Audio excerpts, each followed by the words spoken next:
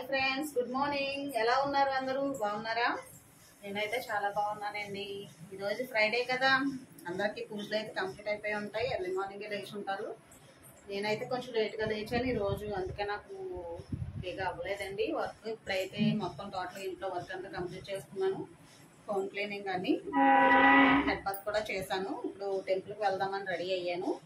మా టెంపుల్ కూడా మాకు ఇంటి దగ్గరలోనే ఉంటుందండి, చిన్నది టెంపుల్, శివాలయం అని. అది కూడా మీకు చూపించడానికి నేను ట్రై చేస్తాను, నేను చూపిస్తాను కూడా. మార్నింగే ఇంట్లో పని అంతా కంప్లీట్ అయిపోయింది. ఇదిగోండి మొత్తం టోటల్ పని అంతా కంప్లీట్ అయిపోయింది. మొత్తం క్లీన్ చేసుకున్నాను. మార్నింగ్ లేచి గుమ్మం కూడా మాకు బయటకు వెళ్ళడానికి ఉండదు, చిన్న గుమ్మం ఉంటుంది. ఆ గుమ్మంలోనే నేను ముగ్గు అయితే కూడా వేసుకుంటాను. ఇప్పుడు అది కూడా మీకు చూపిస్తానండి, రండి చూద్దాం. నేను ముగ్గు ఎలా వేసుకున్నానో మీరు చూద్దండి.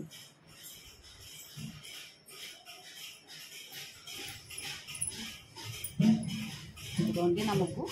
ఇలాగే గుమ్మంలో చిన్న ముగ్గు వేసుకుంటాను. ఇలా డైలీ వేసుకోవడం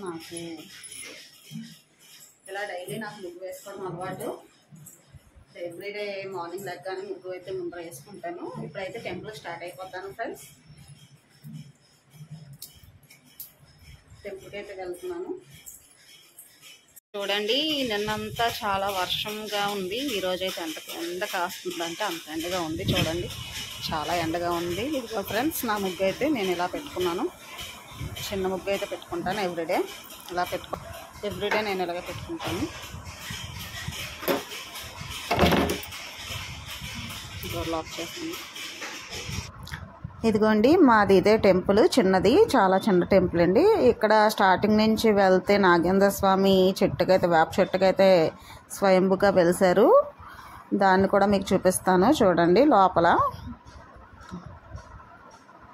ఇదిగోండి, ఇలాగా అది స్వయంభుగా వచ్చారనమాట.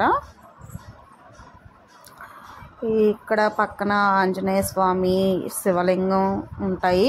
గేట్లు అయితే క్లోజ్ చేస్తారండి. నేను లేట్గా వచ్చాను కాబట్టి గేట్ లోపల చూపించడానికి అవ్వట్లేదు మీకు. ఈసారి మళ్ళీ వెళ్ళినప్పుడు చూపిస్తాను. ఇదేనండి కొంచెం చిన్న టెంపుల్ అండి, పెద్దదైతే కాదు. నేను ఎవ్రీ వీక్ ఇక్కడికే వచ్చి దండం పెట్టుకుంటాను.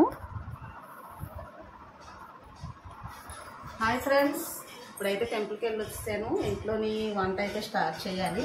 మీకు నేను అవును చూడండి.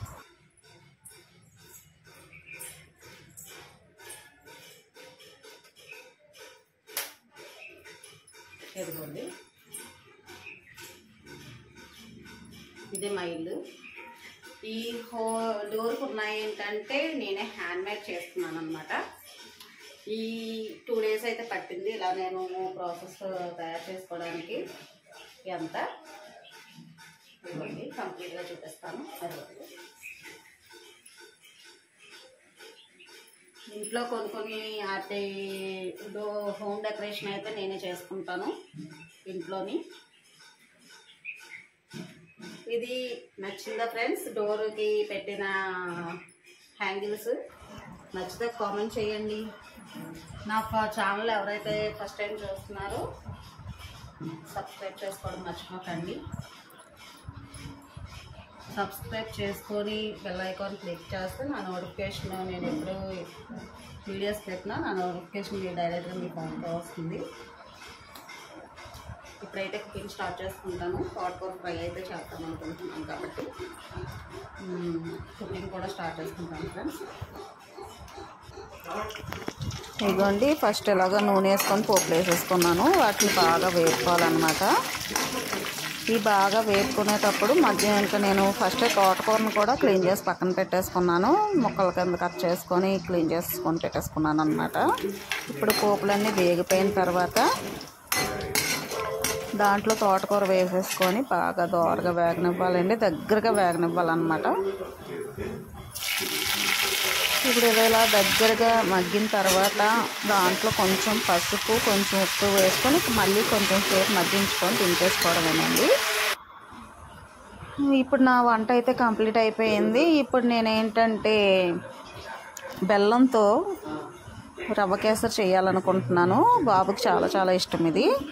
ఇప్పుడు దీనికి ఏంటంటే ఎవ్రీడే మా వాళ్ళకైతే ఒక స్వీటు చేయడం నాకు అలవాటండి. లంచ్ తర్వాత తింటారనమాట.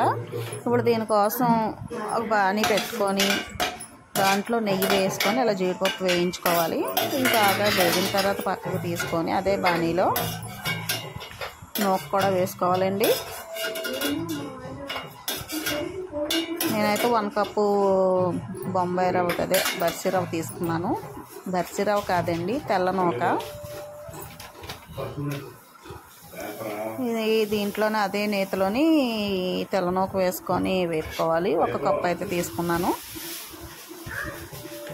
ఇప్పుడు దీన్ని కూడా బాగా దోరగా వేయించుకుంటాను. వేయించుకున్న తర్వాత బాగా వేగాలండి.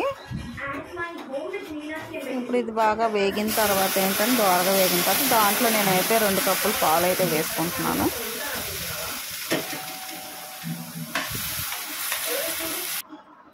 ఇదిగోండి బాగా ఉడికిపోయింది. ఇప్పుడు దీంట్లోనే నేను తురుముకొని పెట్టుకున్నాను అనమాట బెల్లం.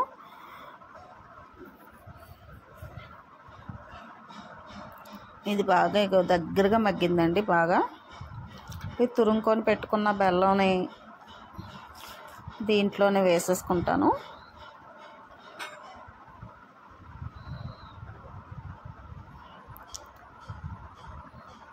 ఇది 1 కప్పు రవ్వకి ఒక 1 కప్ తీసుకున్నానండి. ఇది కూడా బెల్లం. ఇది బాగా ఇలాగ ఎదగండి వేసేసిన తర్వాత ఇది కూడా కలిపి మగ్గించుకోవాలి. బాగా దగ్గరకు అవ్వాలండి.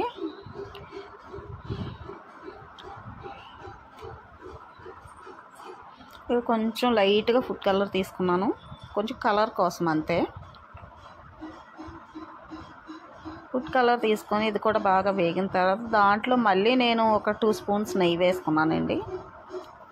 నెయ్యి వేసుకొని బాగా వేయించుకోవాలి దగ్గరగా బాగా. ఇప్పుడు ముందరగుంట మనం డ్రై ఫ్రూట్స్ వేపుకొని ఉంచుకున్నాను కదా, అవి కూడా వేసుకొని మొత్తం దగ్గరగా బాగా నెయ్యి బయటకు తేలేదాకా ఉంచుకుంటాను. అది ఇప్పుడైతే అయిపోయింది. బాబుకైతే నేను ఆల్మోస్ట్ బాక్స్ పెట్టేశాను.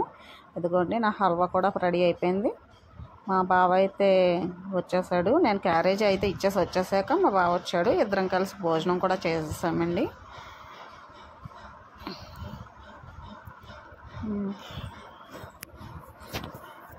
రోజు ఇలాగ మా ఇద్దరం భోజనం చేయడం అలవాటండి. ఆయన వచ్చేదాకా అయితే వెయిట్ చేస్తాను నేను.